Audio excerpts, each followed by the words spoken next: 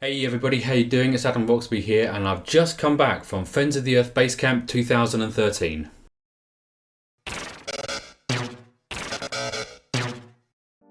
So, Friends of the Earth Basecamp is the environmental get-together for the year. Friends of the Earth is the fantastic organisation which inspires solutions to some of the biggest environmental problems out there. And I've gone to conferences in the past, and I have to say, by far, this is the best get together that they've ever done. It's absolutely amazing, completely fantastic, and I've got loads and loads of video and audio and stuff like that to share with you. So this video is going to be really quick because I want to get on and process some of that fantastic media that I have for you and start sharing that with people, so you can start to get an experience of some of the amazing stuff that happened. But also for people who are there, it'd be really nice to relive some of the fantastic memories that we had. While I was there, I obviously met up with some old friends of mine. It was really fantastic to see some of the campaigners that I've worked with over the years. It's always a very emotional thing going to Friends of the Earth gatherings, because generally it's one of the only times when I get to see some of these people, and it's only once a year. But it's really great when you go to meet them again, and it's like the time that we had in between had never happened, and we just continue where we left off and had such a great and amazing time and shared stories and had a few drinks and played a few games, and it was all awesome. So I want to say thanks a lot, and great to see all you friends again, but also made some new friends. Conservatus. Anyway, but Friends of the Earth is always great for inspiring and bringing together new people, and with Basecamp the format is slightly different from the former conferences, so it really allowed for new people to come in and be a part of the network and feel part of our family here at Friends of the Earth. One in particular was the people who won the Earth Movers Award. This is an award where we celebrate some of the fantastic stuff going on in the network. This time it was given to a group of local campaigners who are trying desperately to stop fracking from happening in their local community. If you don't know what fracking is, then really you should do, because it's going to get pretty hot on the agenda. This is the horrible and insidious new technology to try and extract natural gas from shale.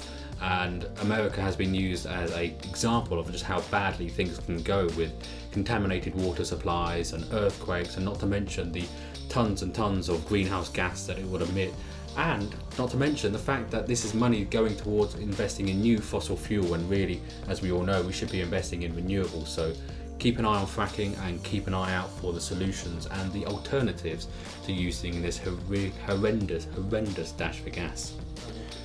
So some people might be interested to know what I took to Basecamp this year to capture some of those memories and capture those experiences. This year I was doing more audio recording as opposed to the video stuff which I did at the conference last year. The reason being is that I'm a lot more invested in audio, I'm getting a lot more proficient in it, and also I'm working on the Friends of the Earth podcast with my co-host Dennis Walker. So in the next episode we're going to have some of the audio I was recording there featured, so look forward to that. The first bit of kit I had to take obviously was my phone. While it didn't actually work as a phone for the whole weekend because of the lack of signal, it was crucial in doing all of the recording, both video and also audio, so that was the first bit of kit. I felt a bit strange taking an iPhone because Friends of the Earth has recently been doing some work trying to target Apple, the makers of the iPhone, over their use of, or possible use of, tin harvested in Bangka, one of the islands in Indonesia. There's been a lot of expose done by Friends of the Earth to say that the tin is being mined in a very unsustainable and environmentally damaging way. So just as I was away, there was another press release which said that Apple are actually going to send out a fact-finding mission to find out more information. A positive thing, but we still need to keep the pressure on Apple and other companies which may be using tin inside of these electronic devices that may be not only damaging to the environment but also damaging to the people who have to go out and harvest this. So with a device to record, I needed something to help me do that recording, and the first thing I want to talk about is the Blue Mikey, which you can see there.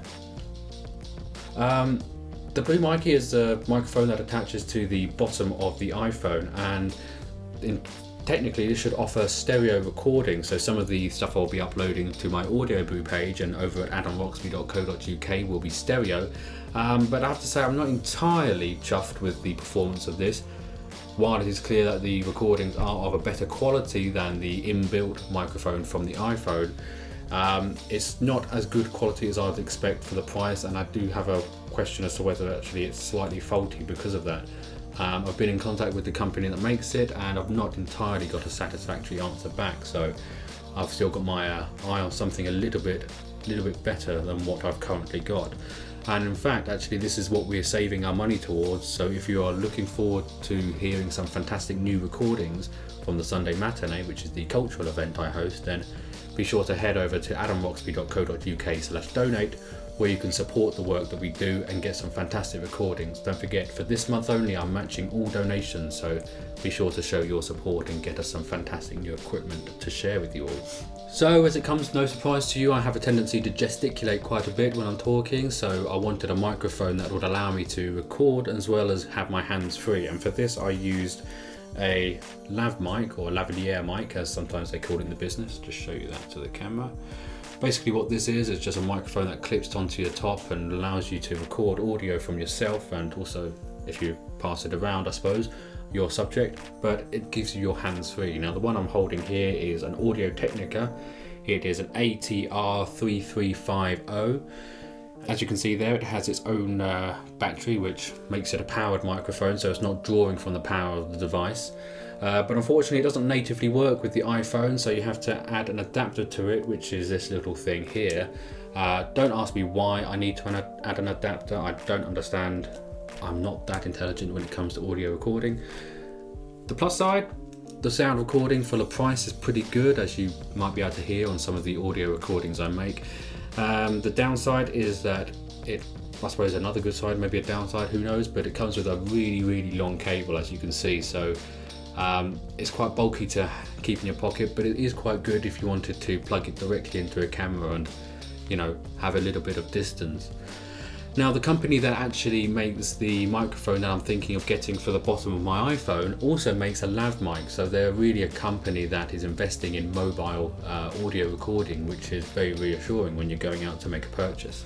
And the last thing I want to talk about is, because obviously I'm doing all of these mobile recordings and using my phone quite a bit, obviously battery life is an issue. You know, we're using our phones a lot more than we ever used to, so we need to think about these sort of things. And I know a little while ago I reviewed the Mophie Juice Pack Air, which is a case for your iPhone, but also, as you can see by the thickness, has a battery encased in it, so you can actually charge up your phone while still using it, which is a fantastic thing to do, and also more or less doubles its life expectancy. So I did a video review a little while ago of it, and I was overall fairly positive about it. But one thing I did say at the time was that it is a little bit cheap feeling, and the testament to that is that it's slightly broken, so you need to get a little bit of Aldite on that to fix that problem. But that does it for the roundup of the stuff I was using. Let's have a talk about what's coming up in the future. So I didn't get a chance to finish the video I was making about how I go about doing all this mobile blogging. That's next on the agenda. I want to get that out to you because I think it'll be a very useful tool for some of the new campaigners who've left Friends of the Earth Basecamp and are looking forward to ways of reaching out to more people in their community. So be sure to check that out. I'm working as fast as I can. I've got 2 days off work to be able to do that. I'm fairly sure I will get it uploaded, if not by today, definitely by tomorrow. Also, there's the whole Sunday Matinee videos. I uploaded the first video before I went to Basecamp. That was poet Jonathan King. There's a load more coming. I'm going to be working as fast as I can on that, but I've also got to get out some of these audio messages that I recorded at Friends of the Earth Basecamp. They're doing no good sitting on my phone. I want to get them out to the audience and get them out to people so they can start enjoying the fantastic memories and also become inspired throughout the year by some of the fantastic speeches that we had. I'm not going to go over them now because I've taken up enough of your time, but be sure to keep your eye on adamroxby.co.uk for future media releases.